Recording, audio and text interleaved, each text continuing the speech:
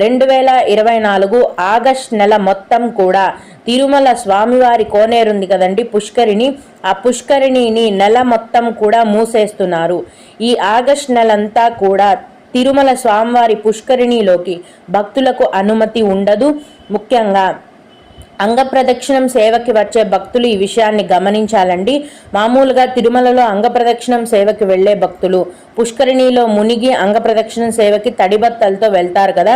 అయితే ఇప్పుడు పుష్కరిణి మూసేస్తారు కాబట్టి మీరు ట్యాప్ వాటర్ కిందనే మీ రూమ్లో కానీ లేదంటే లోకల్ బాత్రూమ్స్లో కానీ ట్యాప్ వాటర్లో మీ బట్టలు తడుపుకొని తర్వాత అంగప్రదక్షిణంకి వెళ్ళాలి. పుష్కరిణి అయితే మూసేస్తారు.